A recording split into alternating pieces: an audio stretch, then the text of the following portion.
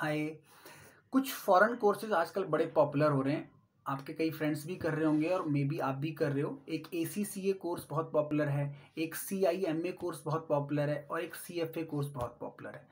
तो इस वीडियो में मैंने एक स्टूडेंट को ACCA का अकाउंट्स का डेमो दिया हुआ है, उसको मैंने रिकॉर्ड किया हुआ है।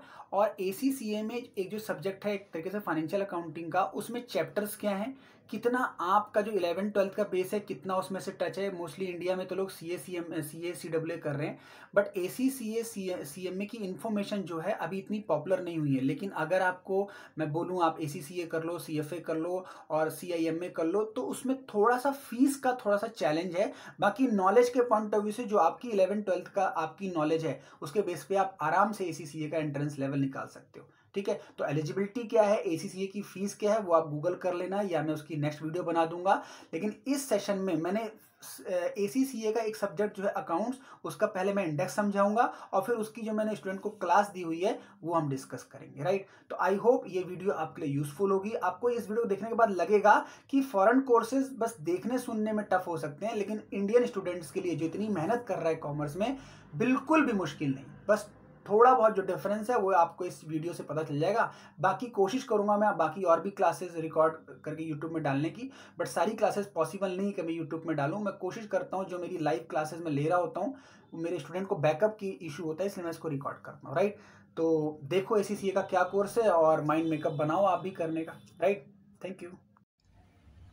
देखो, ये है पूरा ACCA का एक सब्जेक्ट जिसका नाम है FA1 recording financial transaction. ACCA course बहुत ज़्यादा आजकल डिमांड में है। इसकी एलिजिबिलिटी देखी जाए तो 10th के बाद ही आप ACCA कर सकते हो। बाकी एलिजिबिलिटी के ऊपर मेरी वीडियो नहीं है, मैं सिर्फ आपको ACCA के एक सब्जेक्ट जिसका नाम है रिकॉर्डिंग ऑफ फाइनेंशियल ट्रांजैक्शन का मैं एक बार सिलेबस दिखा रहा हूँ और उसकी मैं एक क्लास का डेमो आज आपको दे रहा हूँ। उसको आप देखना, फिर आप बताना किस तरीके से हम लोग ACCA को कितना सिंप्लीफाई तरीके से ACCA आप क्वालिफाई कर सकते हैं। तो देखो ये सिलेबस है।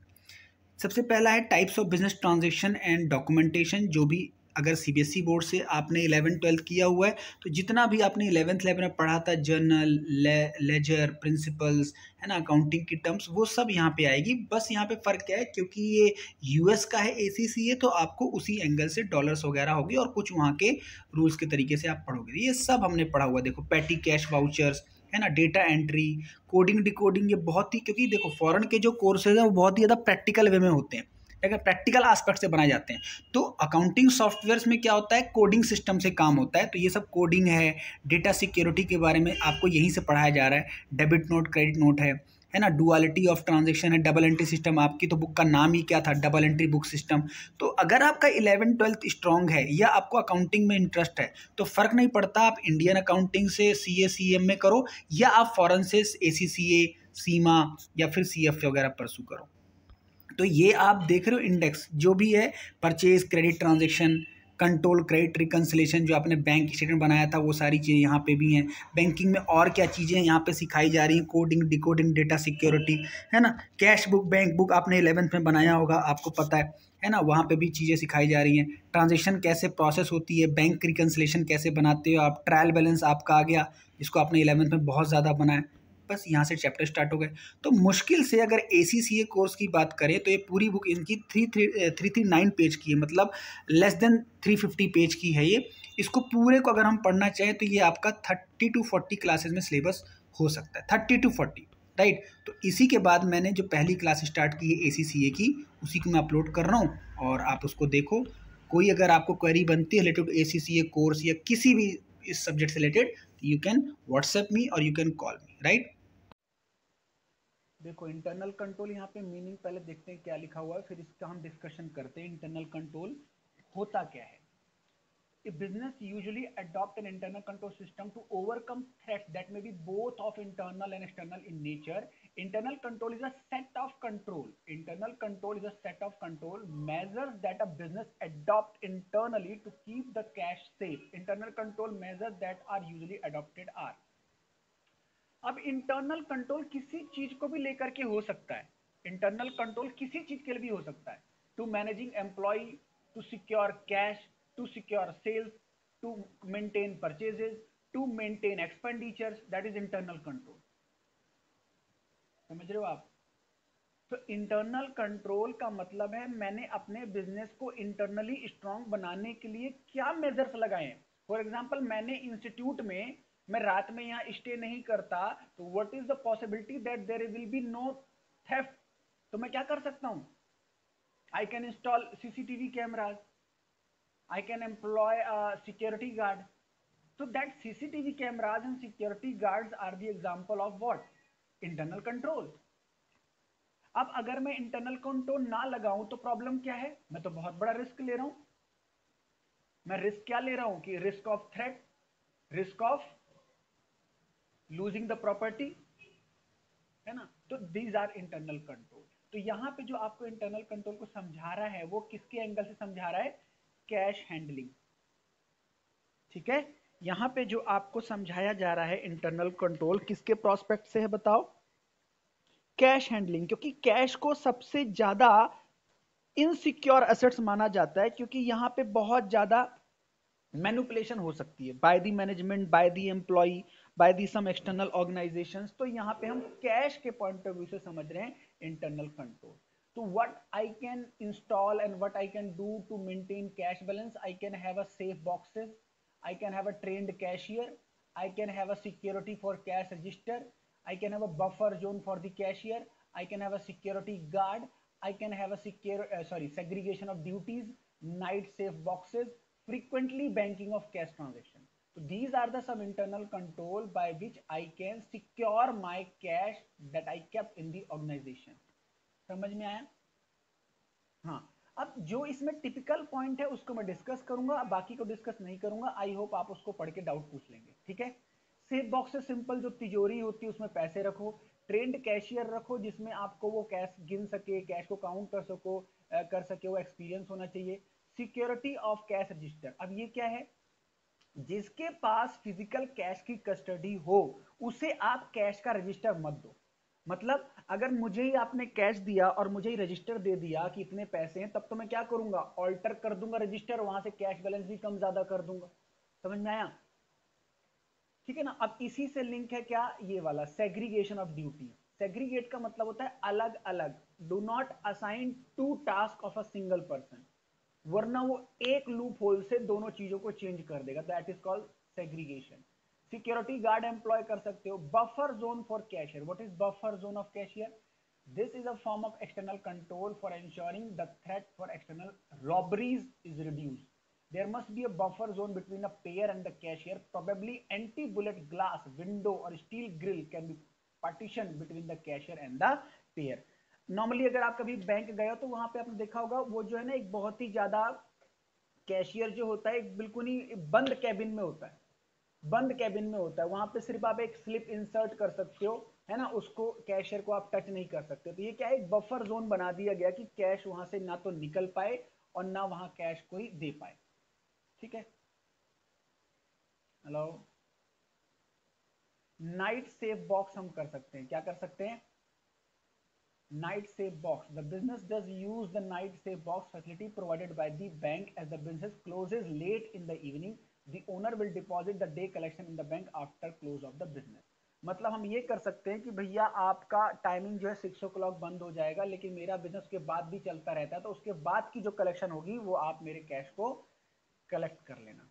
ठीक है, और कोशिश करना है कि जो भी कैश कलेक्ट हो रहा है उसको तुरंत क्या करो, बैंक्ड कर दो, बैंक कर दो। Do not keep cash in your almirah or anywhere else. Clear?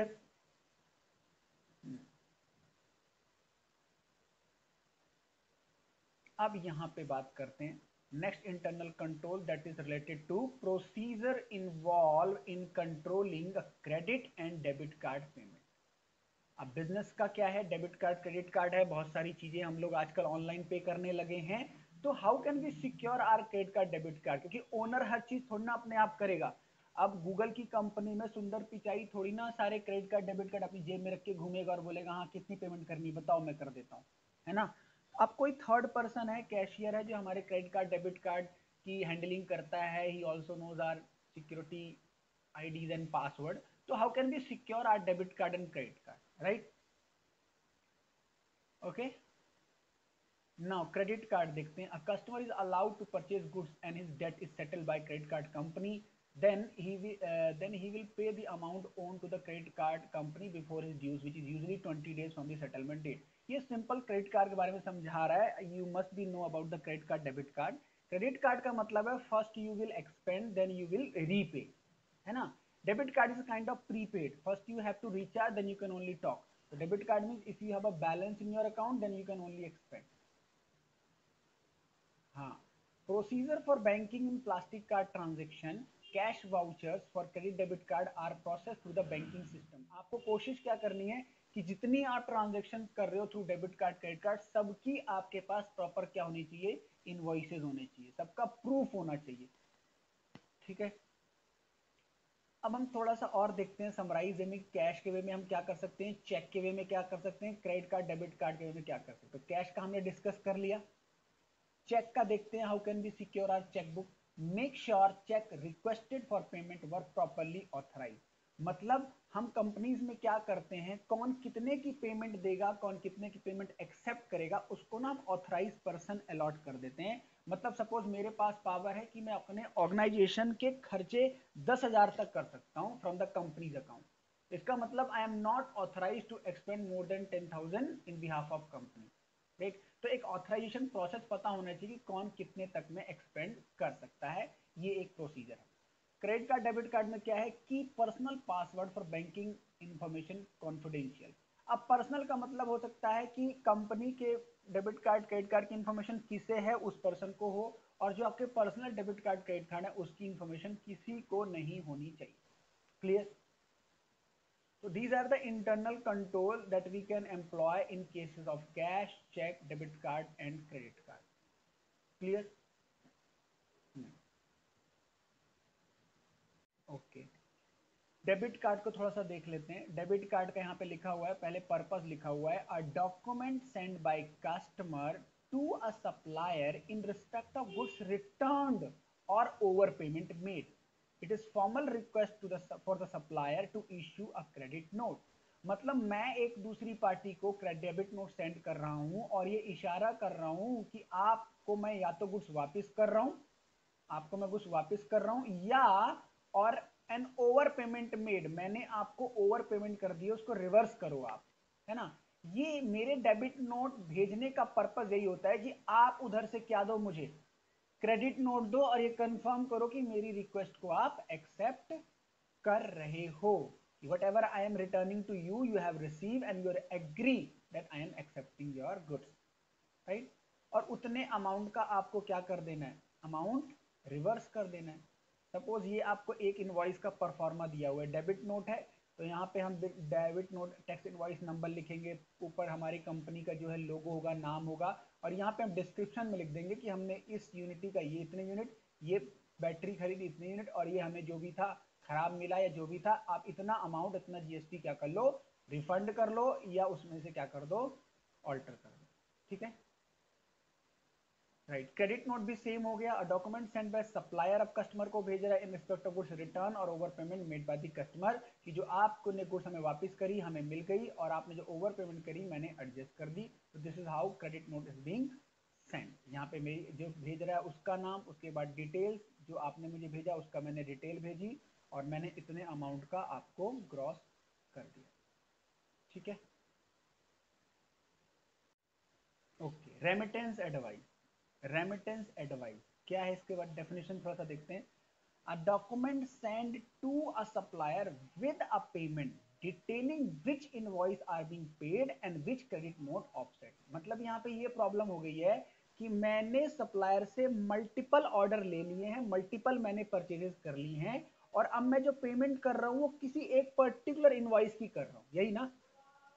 मैं जो पेमेंट कर रहा हूँ वो सारे इनवॉइस की नहीं कर रहा हूँ, मैं किसी पर्टिकुलर उसका कर रहा हूँ, तो दैट्स वाई मैं उसको इन्फॉर्मेशन दे रहा हूँ कि ये मेरा अमाउंट किससे सेटल करना. यही है ना remittance invoice. This is the remittance advice, और ये इस तरीके का परफॉर्मा होता है. What is the purpose of remittance advice? To indicate item now paid, to identify goods received, to advise remittance received, to issue when goods are dispatched. Next data entry error क्या कहता है, देखो data entry error तीन चीजें हैं इसमें। Data entry error, जो मैंने इंफॉर्मेशन को एंट्री की थी बुक्स ऑफ अकाउंट्स में मैनुअली या फिर डिजिटली, उसमें क्या हो गई है, एरर हो गई है। To proceed accounting data by using a computerised accounting system, a data entry clerk must enter in it onto the system. Accuracy of data is vital, but there are various ways in which error and omission can be made. For example, the condition of source document can be damaged or destroyed. People's handwriting differ from each other and some can be harder to read. Incomplete detail or incorrect data of source of document, wrong code डाल दिया, date डाल दी, price डाल दिया। Transcription error हो गई, जैसे extra zero लगा दिया, फॉर्मेट गलत कर दिया। अंडर स्किल स्टाफ है, मलिशियस इंटेंट है। तो मेरे कहने का मतलब, जो हमारा सोर्स ऑफ डॉक्यूमेंट है जिसके बिहाफ में हम एंट्री कर रहे हैं, या तो उस डॉक्यूमेंट को लिखने में गलत, मतलब बनाने में उस डॉक्यूमेंट की गलती, या डॉक्यूमेंट को रीड करने की गलती, या उस डॉक्यूमेंट को कंप्यूटर में एंटर करने की गलती हो गई। अब वो गलती कैसी भी हो, उससे हमारा सारा अकाउंटिंग रिकॉर्ड तो खराब हो ही गया ना। So that is data entry error. Now question arise, how can we minimize data entry error? How can we minimize? तो जो यहाँ पे प्रॉब्लम थी, उसी का सोल्यूशन ले लो, तो सोल्यूशन क्या होगा? सबसे पहले आप एक्सपीरियंस स्टाफ रखो, प्रॉपरली ट्रेन रखो, ऑटोमेशन डेटा एंट्री सिस्टम रखो कि कोडिंग डालते ही सारा बिल ऑटोमेटिकली जनरेट हो जाए, जो आजकल सैप ओरेकल सॉफ्टवेयर में है। Easy to use forms and document, similar design के फिजिकल फॉर्म रखो, make use of trick boxes and drop down list रखो, avoid using long sequence of numerical character, से इतना लंबा कोड मत रखो कि लिखने में डेफिनेट गलती हो जाए। डेटा वेरिफिकेशन डालो ताकि वो वेरीफाई हो जाए कि जो मैंने बिल डाला है क्या करेक्ट है, यानी उसमें क्या कर दो, डबलिंग कर दो कि एक तरीके से वो एंटर हो जाए, फिर वो चेक भी हो जाए। जैसे पासवर्ड हम लोग क्रिएट करते हैं तो क्या बोलता है, वो पासवर्ड 2 बार मांगता है ना। तो अगर दोनों टाइम हमने सेम पासवर्ड डाला एक्सेप्ट कर लेगा, दोनों टाइम अगर डिफर है तो एक्सेप्ट करेगा ही नहीं। वैलिडेशन टेक्निक डाल सकते हो आप कि कैसे डेटा वैलिड हो जाए, वो डेटा पूरी तरीके से वेरीफाई हो जाए कि अब इसमें कोई गलती है ही नहीं। क्लियर? ये थोड़ा सा यहाँ पे हम देख सकते हैं कि किस तरीके का हमारे पास डेटा एंट्री कैटेगरी है। डिस्क्रिप्शन क्या होता है, फील्ड प्रेजेंस में हम क्या डाल सकते हैं, कस्टमर का डिलीवरी एड्रेस डाल सकते हैं, यहाँ भी गलती हो सकती है। फील्ड लेंथ में हम क्या डाल सकते हैं, date must have a minimum of 6 numeric characters, है ना, ये डाल सकते हैं। रेंज क्या होनी चाहिए, month of the year must be within range of 1 to 12।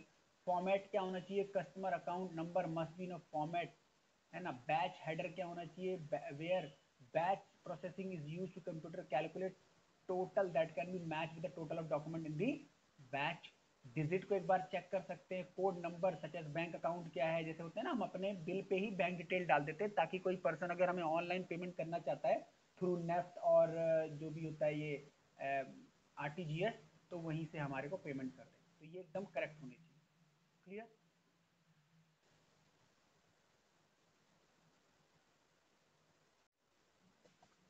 क्या है ये data protection? Now data security एक चीज है, डेटा प्रोटेक्शन अलग है, और उसकी स्टोरेज ऑफ डेटा अलग है ना।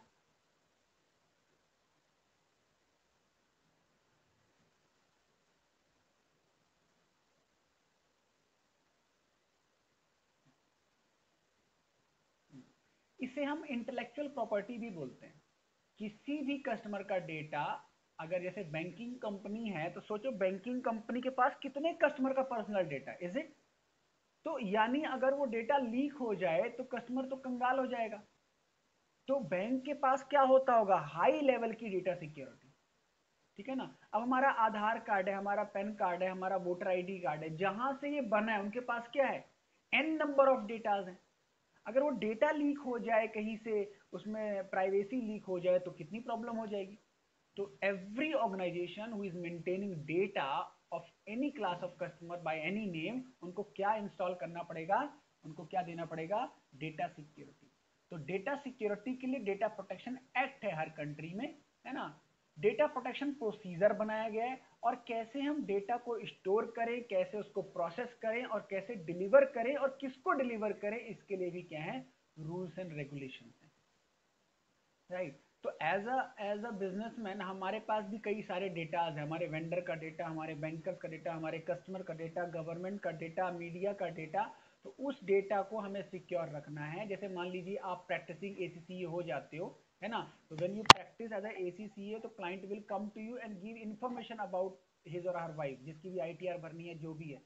तो can't you provide such data to any public person कि भाई मेरे पास तो सलमान खान की आईटीआर में भरता हूँ, सलमान खान की इनकम इतनी है, सलमान खान का बंगले का प्राइस इतना है। तो you are suppose not to provide that data in public at large, है ना। That is data security. तो इसके लिए डेटा प्रोटेक्शन एक्ट 1998 है। इसके बारे में क्या लिखा हुआ है? Data protection act 1998 is an act of parliament which define legal basis of handling information in United kingdom and it governs the protection of personal data in United Kingdom.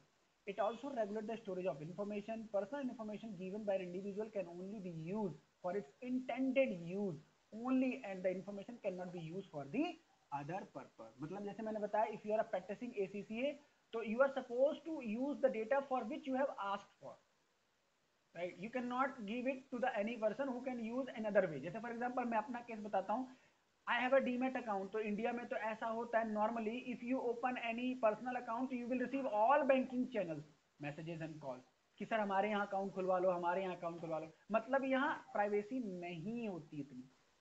My account is of Zerodha. अब जीरोधा वाले ने क्या कर रखा है, पता नहीं कहाँ से नंबर दे दिया। जितने कंसल्टिंग इंडिया में होंगे ट्रेड मार्केट के, सर हम कंसल्टेंसी देते हैं, हम ट्रेड का बताते हैं, हम कॉल ऑप्शन देते हैं, पुट ऑप्शन देते हैं।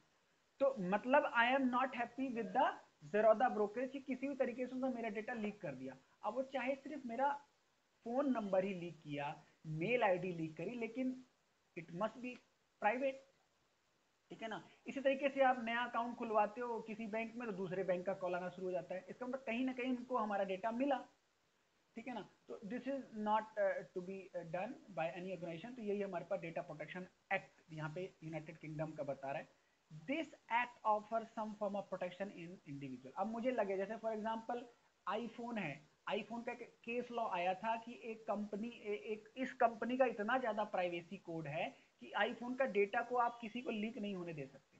तो आईफोन की इतनी स्ट्रॉन्ग प्राइवेसी है कि एक पर्सन जो क्रिमिनल था उसके डेटा को भी एक्सेस आईफोन ने नहीं दिया था, है ना। इतनी ज्यादा प्राइवेसी है कि हम अपने कस्टमर का डेटा, हम प्राइवेसी के लिए हम लोग जाने जाते हैं। फिर गवर्नमेंट में केस चला, तब उसको उन्होंने इंफॉर्मेशन का एक्सेस दिया, ठीक है।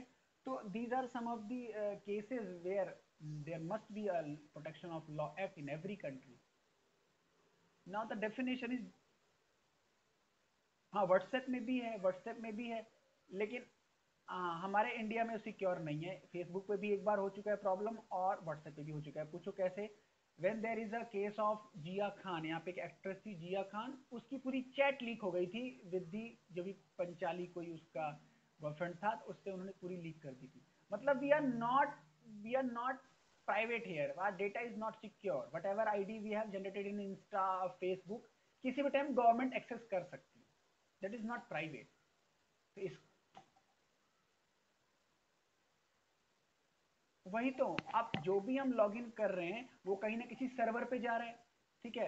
अब सर्वर पे क्या लगे होते हैं, गेटवेज लगे होते हैं, और गेटवेज से फिल्टर होता चला जाता है हमारा डेटा, है ना। यानी गवर्नमेंट के पास तो डेटा हमारा है ही, गवर्नमेंट के पास तो हमारी आईडी पासवर्ड है, क्योंकि हम जो बना रहे हैं किसी भी कंपनी का जो सर्वर है वो हर गवर्नमेंट से पास होता है, वो गवर्नमेंट के सर्वर से आपको मिलेगा, ठीक है ना। तो व्हाट्सएप वैसे बता रहा है, वो जब भी हम मैसेज ओपन करते हैं your data is encrypted, your message is encrypted, but वो तब तक है जब तक आप चला रहे हो, ओके। तो यहाँ पे एक डेफिनेशन हम देख रहे थे, definition of data controller. A data controller is an organisation और individual who control personal information. अब यहाँ पे भी एक बिजनेस हो गया कि डेटा कंट्रोलर का भी एक बिजनेस हो गया कि a body of organisation will control your data, will manage your data, है ना। बहुत सारे ऐसे ऑर्गेनाइजेशन जो डेटा कंट्रोलर का ही काम करते हैं। और आजकल तो बहुत सारा मैंने ऑनलाइन देखा है कि बहुत सारी कंपनियां, बहुत सारे इंस्टीट्यूशन डेटा के ऊपर ही कोर्सेज करा रही है ना। डेटा के ऊपर आप data manipulate, data editing, data storage, cloud storage पे भी बच्चे कोर्स कर रहे हैं लॉक इन पीरियड में। Data controller need to register with the regulatory board, definitely. आप इतना बड़ा काम करने जा रहे हो तो you must take a licence from the regulatory body.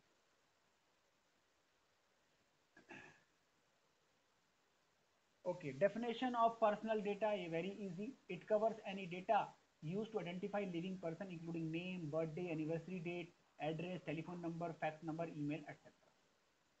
Condition relevant for data protection क्या है, इसके लिए क्या रेलेवेंट है? तो personal data must be fairly and lawfully proceeded, at least one of these 6 condition need to be met.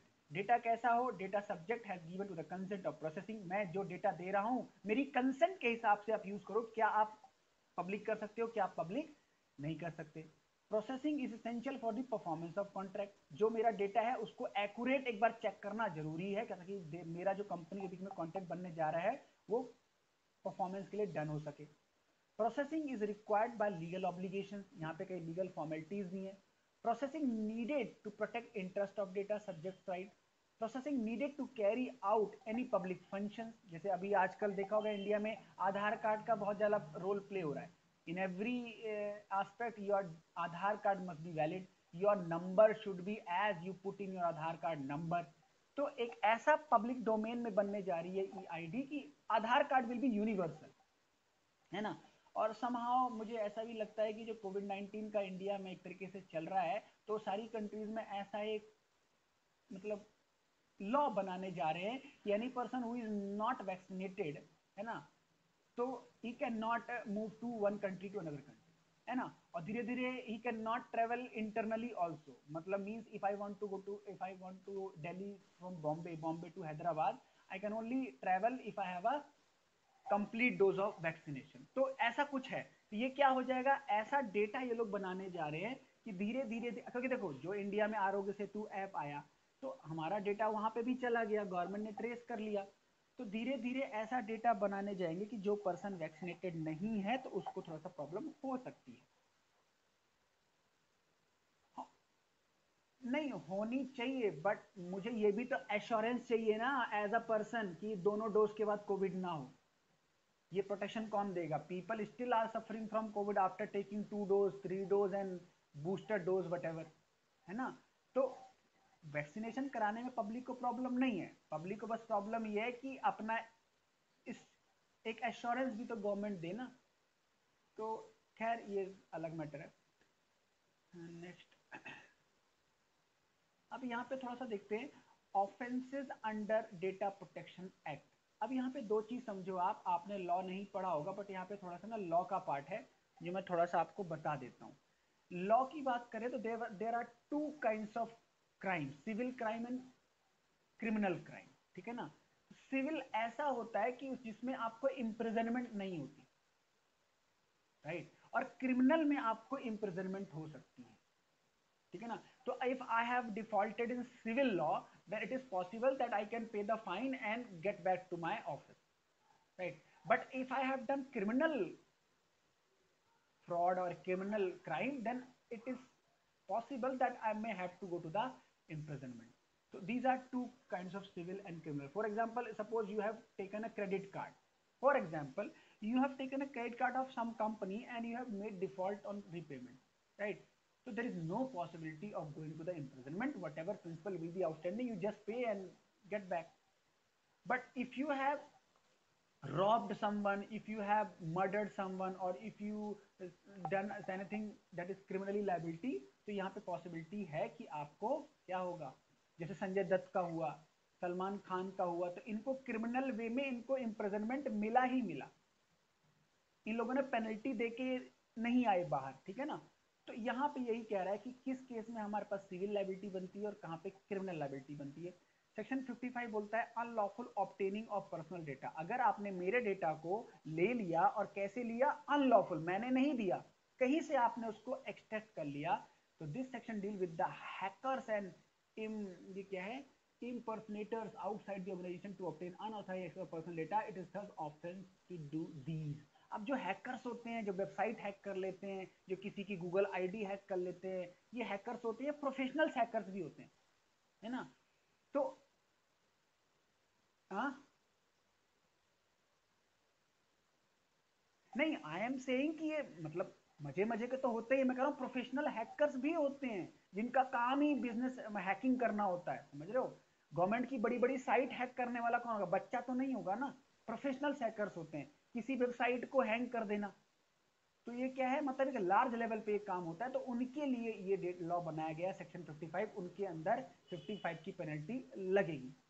Subject access request, it is a criminal offence. अब देखो ऊपर क्रिमिनल नहीं था, यहाँ पे क्या लिखा है, criminal offence. Under this section to require individual to make subject access request relating to cautions and conviction requirement purpose. मतलब कभी कभी ऐसा होता है कि आपने कोई किसी को ऐसा लिंक दे दिया जिससे वो किसी और सर्वर में चला गया, जैसे मान लो ओटीपी वगैरह होता है कि मुझे ऐसा लिंक भेजा आपने, मैंने क्लिक किया और उससे मेरी डिटेल आपके पास पहुंच गई, तो this is what, criminal act. तो ये कुछ चीजें आप पढ़ना, फिर डाउट पूछना, है ना, क्योंकि ये थोड़ा सा एंटरटेनिंग भी है, इसको आप पढ़ोगे तो it is very knowledgeable. Next है हमारे पास कोडिंग सिस्टम इन अकाउंटिंग। ये कोडिंग सिस्टम क्या होता है?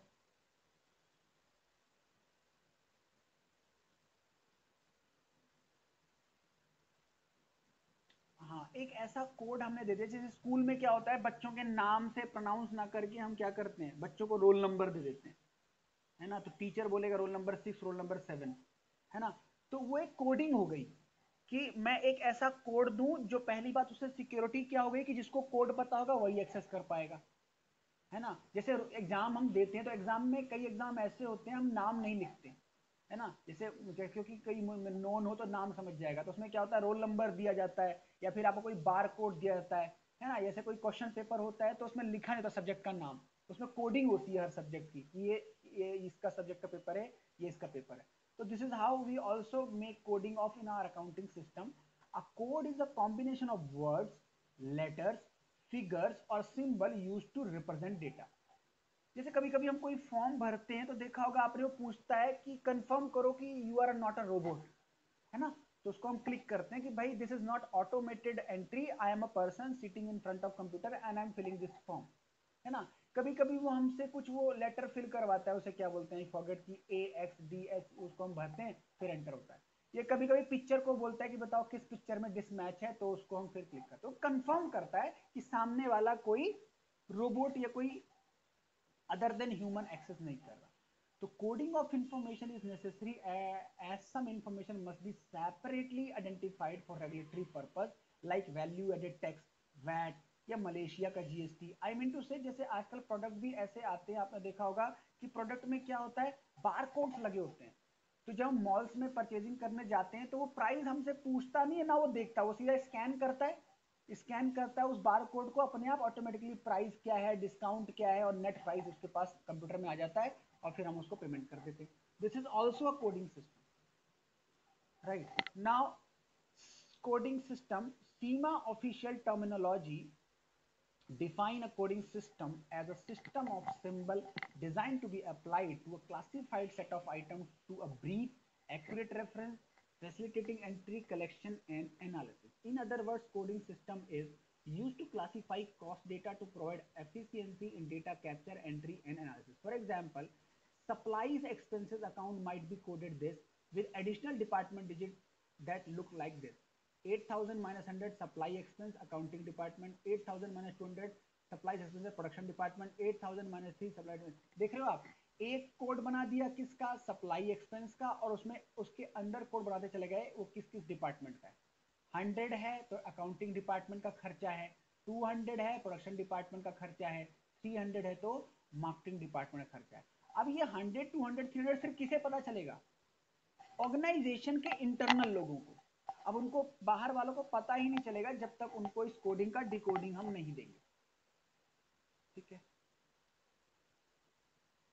इसी तरीके से system code, coding system use system codes to represent item of cost and revenue. The codes facilitate easy classification of cost by grouping individual costs based on their nature or function. For effective classification of the following are the guideline for single system that is applicable to all item। हम क्या कर सकते हैं, each code must be unique but simple। अब जैसे मेरा password आपका password Google password अलग है ना, बट हम दोनों का पासवर्ड इतना कॉम्प्लेक्स तो नहीं है ना कि आप भूल ही जाओ उसको। तो गूगल उसमें देखा होगा आपने, जब हम फर्स्ट टाइम ईमेल आईडी बनाते हैं तो वहां पे वो कलर देता है, ग्रीन, येलो, रेड, फिर वो बताता है कि आपका पासवर्ड कितना इजी है, कितना स्ट्रांग है, कितना बिल्कुल एक्यूरेट है।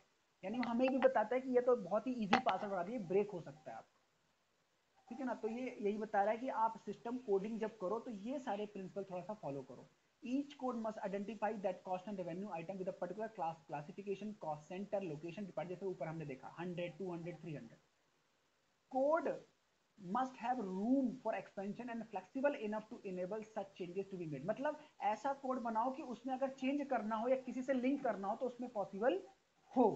Modification, modification, code length must not be too long, very good, code must be same length, code should be, code should if possible be meaningful, issue of issue of new code must be controlled by one person or department, the system must be designed to save time and improve accuracy in data। ये इन्होंने कुछ example दिए हुए, ये इन्होंने कुछ coding के example दिए। जैसे अगर आपने थोड़ा बहुत सुना हो GST number, pan card number, ये सब नंबर होते हैं, जैसे मोबाइल नंबर मान के चलो आप, तो मोबाइल नंबर भी क्या है, ये भी तो एक डिजिटल कोड है ना।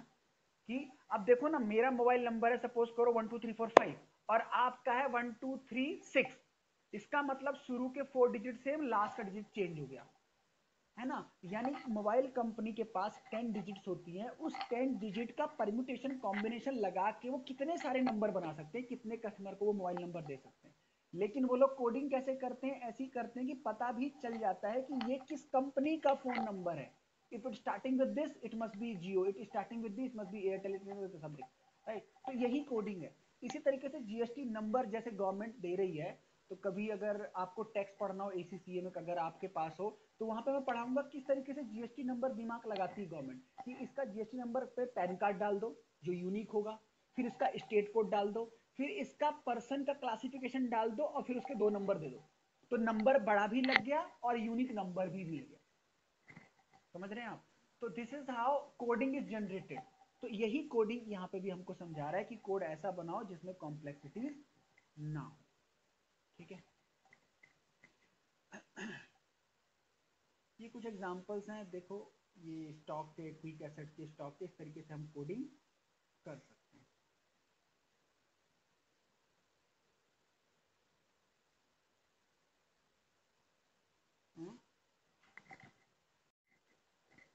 देखो ये फाइनेंशियल स्टेटमेंट जब हम बनाएंगे, तो ये फाइनेंशियल स्टेटमेंट हमें पता है तभी बन पाएगा जब हमारे पास क्या तैयार रहेगा, prime book entry.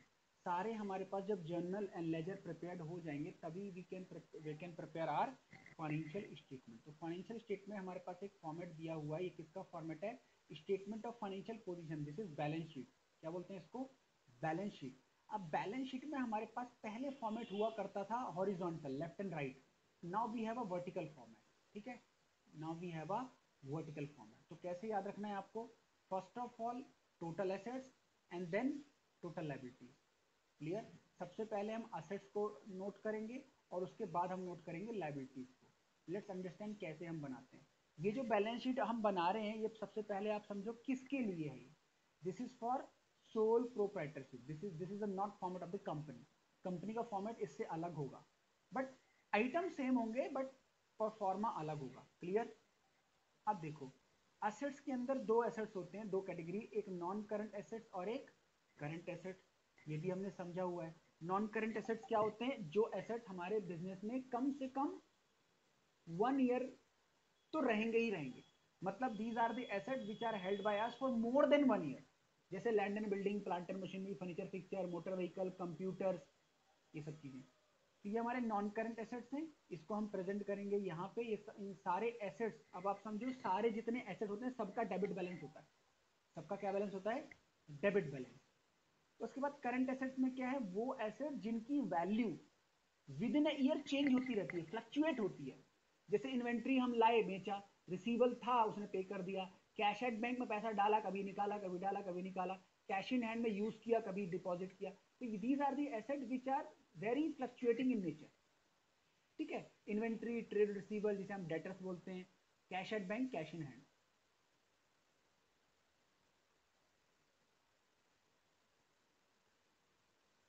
No no no, all assets in debit side, all assets, non current and current. दो कैटेगरी है एसेट्स की, दो कैटेगरी है। सबसे पहले non current assets,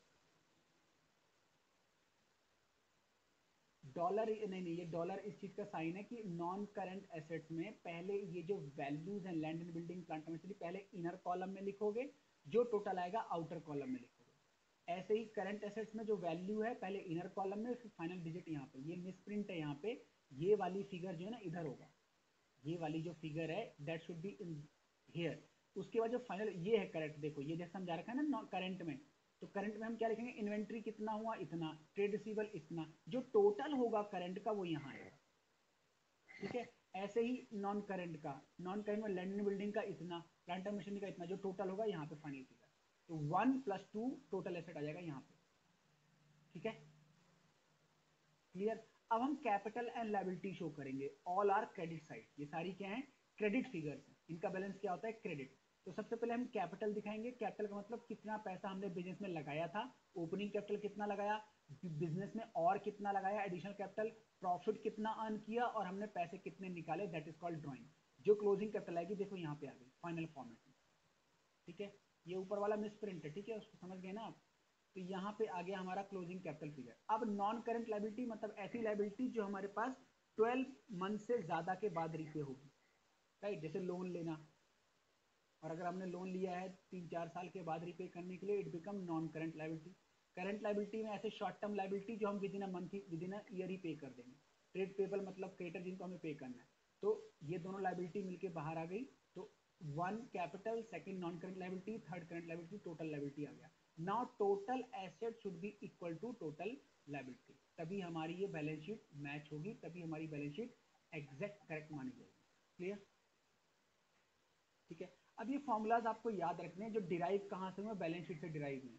asset is equal to liability plus capital. Whatever asset you have that must be equal in value with the liabilities and capital.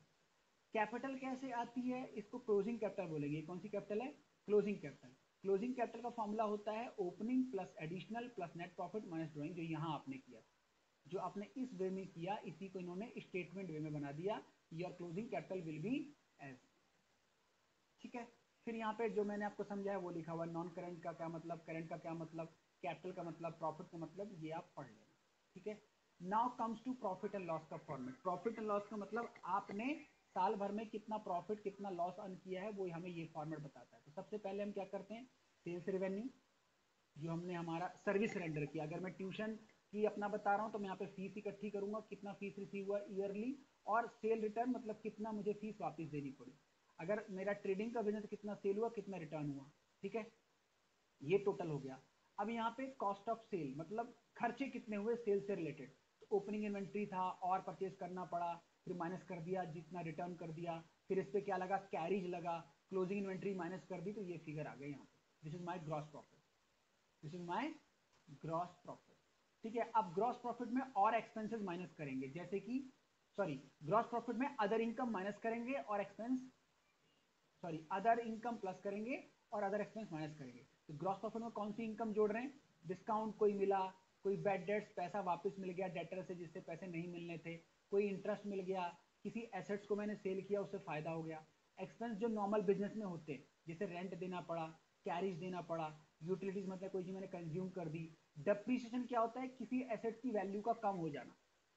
Depreciation means decreasing the value of fixed asset, उसका loss है ये। Salary and wages मैंने employ को दिया, कोई bad debts हो गया मतलब डेटर ने पैसे नहीं दिए, एंड रिपेयर एंड मेंटेनेंस। ये लिस्ट इंक्लूसिव है, मतलब इसमें और भी चीजें आ सकती हैं। तो ये सारे expense, now gross profit minus expense plus other income that become net profit. और ये नेट प्रॉफिट कहाँ जाएगा, ऊपर बैलेंस शीट में यहाँ पे ऐड हो जाएगा ये दिस। ठीक है, तो पहले हम बनाएंगे profit and loss, then we will prepare balance sheet. Clear. अब दो चीजें होती हैं, इसको समझते हैं, फिर क्लास आज की खत्म करते हैं, और इससे रिलेटेड मैं वीडियो आपको दूंगा ये वाली।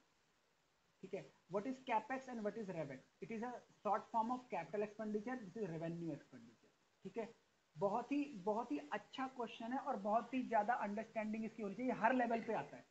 क्लास 11 12 बीकॉम हर लेवल पे ये क्वेश्चन आता है, बड़ा टिपिकल है। और ऑफिस में इसी में प्रॉब्लम होती है, ऑफिस में यही हमें निकालने में प्रॉब्लम होती है कि वेदर जो इनवॉइस आया है उसको मैं कैपिटल एक्सपेंस ट्रीट करूं या रेवेन्यू।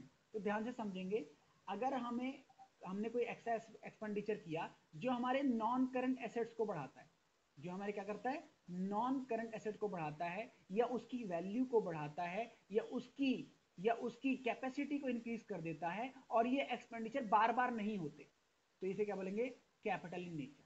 लेकिन अगर ऐसा एक्सपेंडिचर है जो बार बार होगा, मंथली होता है, डेली होता है, या ऑर्डनरी कोर्स ऑफ बिजनेस है, जैसे सैलरी रेंट वगैरह देना, तो इसे हम कैपिटल नहीं मानते, इसे रेवेन्यू मानते हैं। और रेवेन्यू एक्सपेंडिचर कहाँ जाते हैं, प्रॉफिट एंड लॉस अकाउंट में एज एन एक्सपेंस, और कैपिटल एक्सपेंडिचर बैलेंस शीट में जाते हैं। हम ये मान के चलते हैं हमने खर्चा नहीं किया, हमने इन्वेस्ट किया है, ये हमें लॉन्ग टर्म बेनिफिट देगा। ठीक है, सपोज मैं अपने इंस्टीट्यूट में मैं आपको कंप्यूटर से पढ़ा रहा हूं और I have purchase a new computer, तो that computer is not my expense, that is my capital expenditure, because it will give me benefit for more than 1 year. ठीक है, बट कंप्यूटर के लिए मैंने एक कवर परचेज कर लिया, अब कवर में यूज करूँ तो हो सकता है 2 महीने बाद फट जाए, तीसरे महीने बाद फट जाए, तो that is my revenue expenditure. Clear, समझ में आ गया पूरा आज का सेशन?